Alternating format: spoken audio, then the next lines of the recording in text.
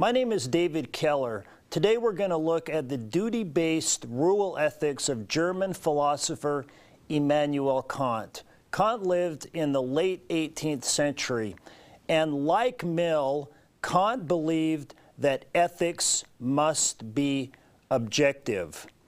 Like Mill, Kant took a rule ethics approach, but unlike Mill, Kant believed that consequences are not the sole determining factor of ethics. Consequences matter, but they're not the sole determining factor. The sole determining factor of ethics for Kant is adherence to moral law. This moral law, Kant argued, as we will see today, is discernible by reason, and this reasoning process is the foundation of ethics.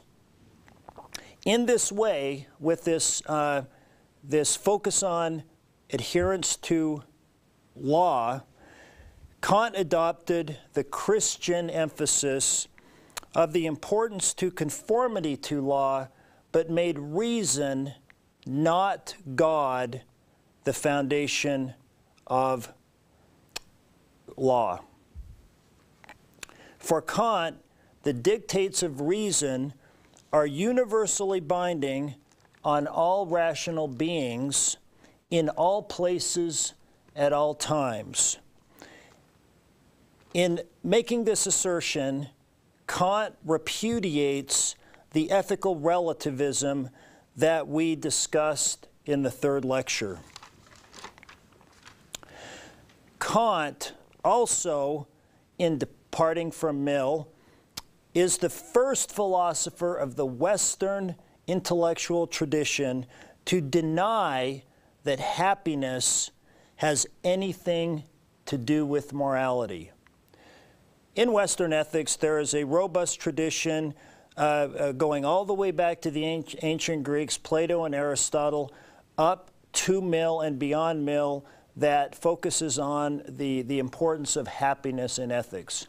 And what is noteworthy about Kant is that Kant departs from this tradition in ethics of claiming that happiness is a central concern of ethical reasoning. Why did Kant think this? Well, for Kant, there is no necessary connection between happiness and ethics. They are completely disconnected. Think, for example, of Alexander Delarge in Anthony Burgess's novel A Clockwork Orange, which was also made into a movie by Kubrick. Alexander is egregiously immoral, but he seems to be quite happy. So there doesn't seem to be any connection between happiness and morality, at least in the case of Alexander Delarge. Or think of Viktor Frankl in the Nazi concentration camps. The way that Frankl is represented to us through his writings and through history is somebody who is quite moral, but quite unhappy. So it's these kinds of examples that caused Kant to question the connection between happiness and morality. Furthermore, for Kant, there is a problem with grounding ethics on happiness because happiness changes from person to person to person depending on psychological makeup. Therefore, ethics for Kant must rest upon a solid, static, unchanging foundation. This foundation cannot be happiness. Rather, it is reason, the exercise of rationality, what we call in philosophy a priori reasoning or abstract logical reasoning. In making his argument that ethics must be grounded on the exercise of reason, Kant argues that what he calls goodwill is the highest good, the summum bonum of ethics, not happiness, as Bentham and Mill had argued. In other words, the greatest good for the greatest number of people, good consequences, might be produced accidentally or for the wrong reasons.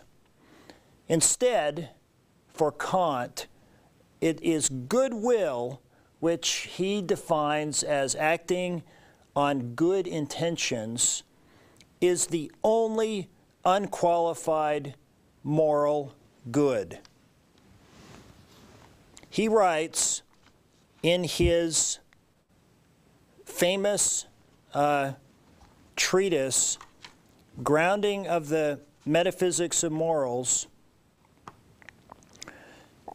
nothing, Kant writes, can be regarded good without qualification except a good will. Intelligence, wit, judgment, and whatever talents of the mind one might want to name are doubtless in many respects good and desirable, as are such qualities of temperament, courage, resolution, and perseverance. But they can also become extremely bad and harmful if the will, which is to make use of these gifts of nature and which in its special constitution is called virtue, is not good. A good will is good not because of what it affects or accomplishes, nor because of its fitness to attain some proposed end. It is good only through its willing, that is, it is good in itself.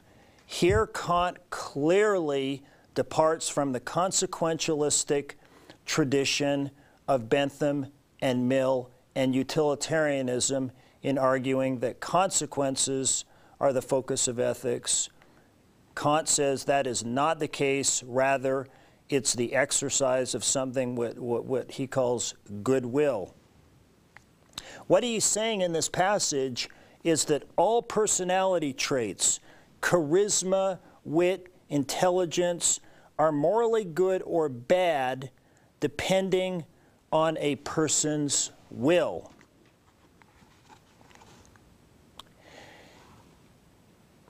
In other words, if you are intelligent, charismatic, whether those personality traits turn out to be morally good or bad depends on your will. In other words, how you put them to use. Because intelligence, wit, charisma can turn out to be morally bad if your character, your will, is nefarious and you put them to use in unethical ways.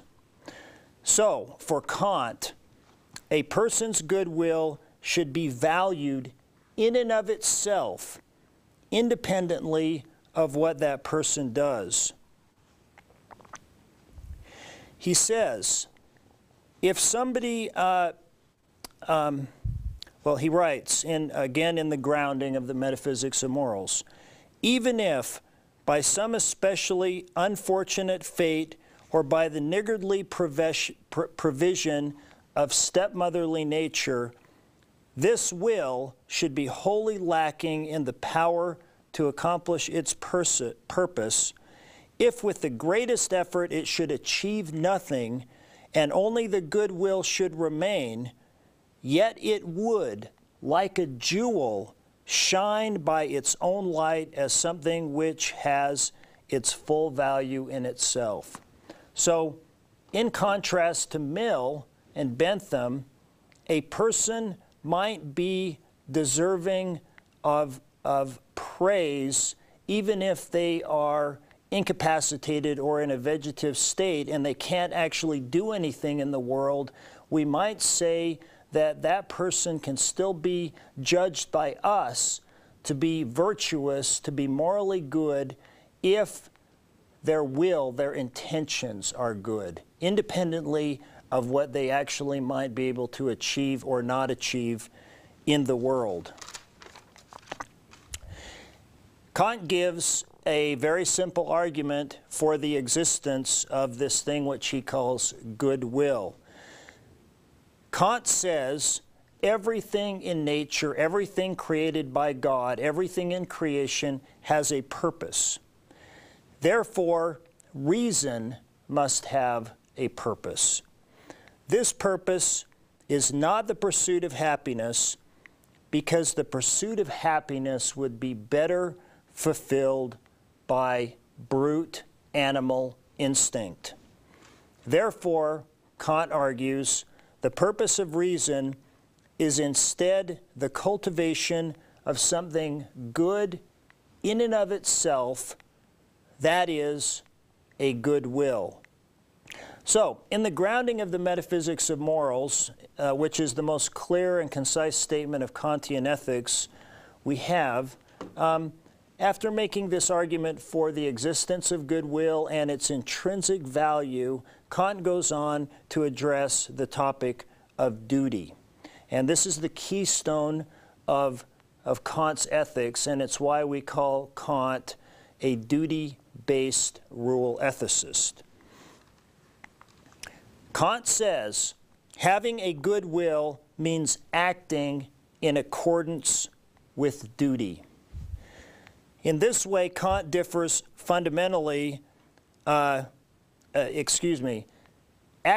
in accordance to duty differs fundamentally from acting on inclination, which involves acting on according to the contingencies or the specificities of a particular situation. Kant gives the example of a shopkeeper.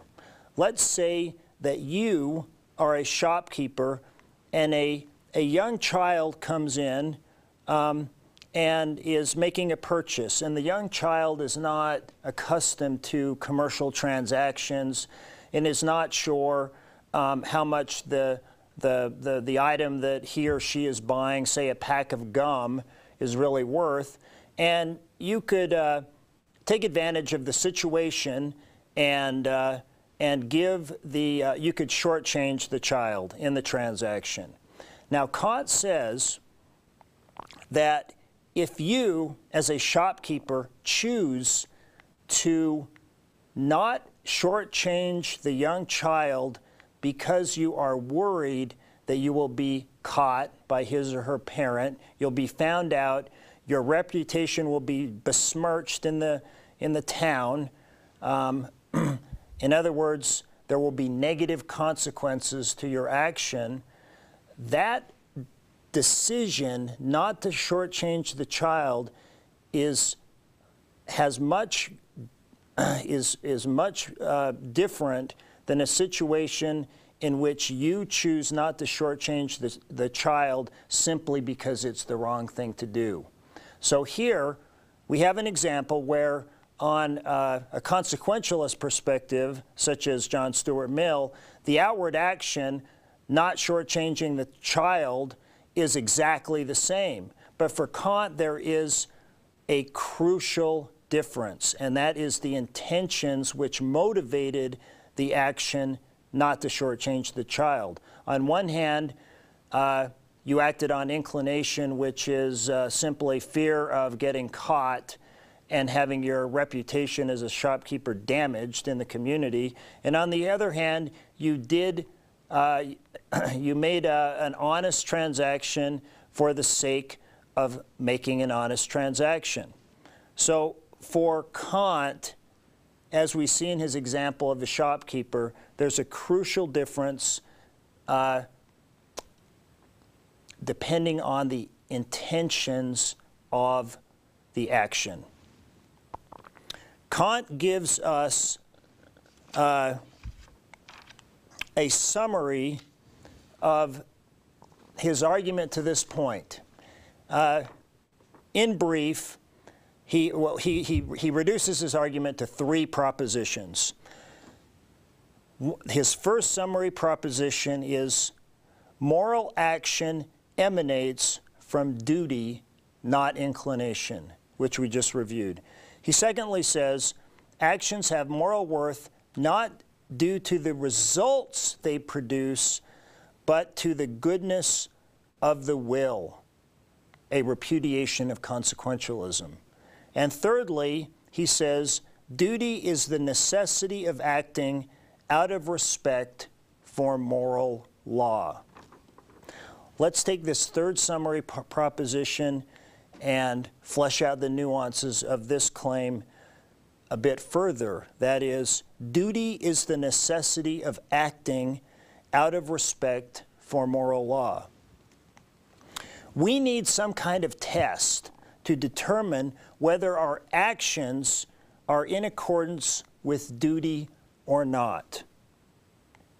Actions are personal, yet morality must not be personal in the sense that it must be universal, that is, categorical across all moral agents.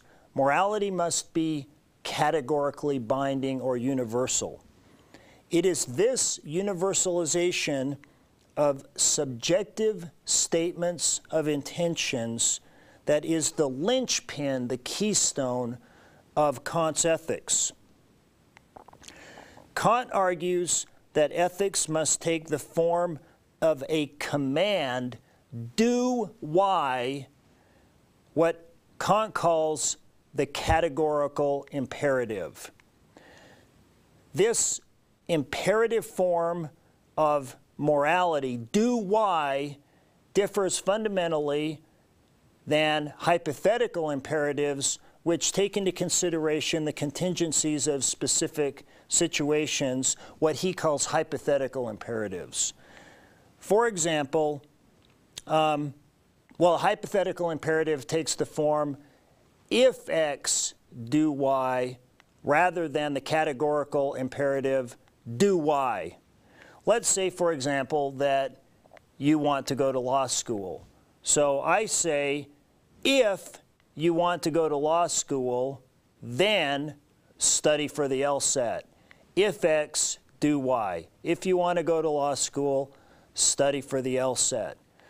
Kant says that morality does not have anything to do with these kinds of hypothetical imperatives because they are not universally binding or universally relevant to all moral agents. Namely, not all of us want to go to law school. So the hypothetical imperative, if you want to go to law school, then study for the LSAT, is only relevant to those of us who want to go to law school. In other words, it's not universal. Hypothetical imperatives have nothing to do with morality. Rather, morality is captured in categorical imperatives which are universally binding on all moral agents, do Y, independently of situations. The categorical imperative is Kant's rule for ethics. The categorical imperative is the keystone of Kantian ethics and the reason we define Kant as primarily a rule ethicist.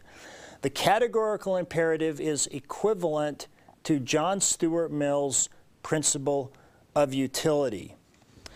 And the categorical imperative is this, translated from German into English. Kant writes, act only on that subjective statement of intention through which you can, at the same time, will that it should become a universal moral law. Again, act only on that subjective statement of intention through which you can at the same time will that it should become a universal moral law. In the categorical imperative, we see Kant's, the importance for Kant of universalization, categorical universalization. For Kant, this is based on the intrinsic value of all rational beings and why morality is categorically binding, because all moral beings are worthy of moral consideration, and we are worthy of moral consideration because of our intrinsic being. So, the universality of ethics for Kant is rooted in the intrinsic worth of you and I and your family, your friends, and all other moral agents. Think of yourself for a moment. You probably think that you have some kind of intrinsic or inherent value above and beyond your use value for other people. You believe that you are valuable in and of yourself, independently of how you might be used for other persons' ends. You therefore, Kant argues, you therefore cannot will that humanity in general does not have intrinsic value spread across the totality of humanity, because you yourself therefore would be an exception to what you just decided. You are compelled by the standards of rationality that we outlined in Lecture 2 to conclude that because you yourself have intrinsic value, no rational agent should be used merely as a means for some other end. This leads to the second formulation of the categorical imperative, which basically says, don't use people. And the foundation of this is that all rational beings have intrinsic value, as you yourself have already decided, and are therefore worthy of moral consideration independently of consequences, of use value. Kant writes, in the grounding, act in such a way that you treat humanity, whether in your own person or the person of another, always at the same time as an end and never simply as a means. So this is the second formulation of the categorical imperative. This second formulation points towards what Kant calls the kingdom of ends. The kingdom of ends is the community of all of us that deserve the recognition and respect required of ethics. Now, what is the methodology of universalizing the categorical imperative such that you as a moral agent can go through your day and feel confident that your subjective statements of intention are in accordance with moral law, and that therefore you are acting in accordance with duty, therefore have good intentions, and therefore are manifesting goodwill? It works like this. If you can universalize your subjective statement of intention to act, then it is ethically justifiable to act. If the subjective statement of intention that you're pondering cannot be universalized and ends up in some kind of contradiction or inconsistency, it should not be acted upon. Kant gives two types of problems that can arise in universalizing your subjective statements of intention as per the requirements of the categorical imperative. The first one is a straightforward logical contradiction, and the second one is an inconsistency in the kingdom of ends. In the grounding, Kant gives us 4 examples. The first 2 are examples of the straightforward logical contradiction, and the last 2 examples are examples of the or instances of inconsistencies in the kingdom of ends. Let's look at two of these examples, one from each category.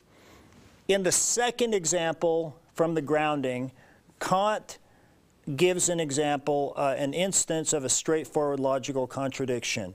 It is wondering whether you should lie in order to get some money. So, your subjective statement of intention would be, I will lie in order to get some money. You try to universalize this statement to see whether you can act upon it. So you say, in universalized form, when anyone is in need of money, anyone should lie in order to get it. This results in a straightforward logical contradiction. Why? Because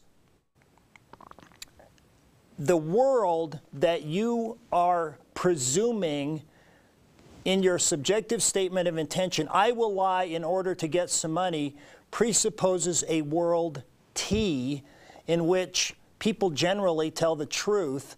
Otherwise, lying in order to get money wouldn't work because people wouldn't trust you. People assume that you're telling the truth because generally everyone tells the truth. It's a world of truth-telling. It's the world that must exist in order for lying to work. But then when you universalize your maxim, anyone should lie in order to get some money, you are presupposing a world not T, a world in which truth-telling is generally not the case. So your subjective statement of intention presupposes world T, and your universalized formulation of your statement of intention presupposes world not T. You have created a straightforward logical contradiction. So therefore, as per the methodology of rational thought and the categorical imperative prohibits you from acting on your subjective statement of intention. The other two examples, examples 3 and example 4 in the grounding, are an example of an inconsistency in the kingdom of ends. The third example is you're wondering whether you should squander your natural talents because you are lazy. And so your universalized formulation of this would be anyone should squander his or her natural talents if they are lazy. You realize that this is inconsistent within the framework of the kingdom of ends because each individual has an intrinsic worth such that our natural talents should be fully developed and fully actualized to the highest degree possible. So when you yourself say, I'm going to squander my natural talents because I'm too lazy to practice the piano or play lacrosse or read the scriptures so I can become a good religious leader, you are, in essence, according to the categorical imperative, saying it's okay for anyone to squander his or her natural talents if they are lazy. This is a direct violation of the notion of the kingdom of ends, which our intrinsic worth should be manifested to the highest degree possible. We see in this brief exegesis of Kant's ethics that Kant's monumental contribution to ethics is the idea that we are bound in a moral community built on a mutual respect, and we ought not to be treated as mere ends for some other good, like the collective social good of utilitarianism. In this way, our culture has a fundamental Kantian value, and that these values provide a counterbalance to the powerful utilitarian tendencies of American culture that we addressed at the end of last lecture on John Stuart Mill's utilitarianism. That is, people and groups of people ought not be sacrificed or be forsaken for some overarching good, that we have intrinsic value and that value must be respected independently of the consequences at stake. Thank you.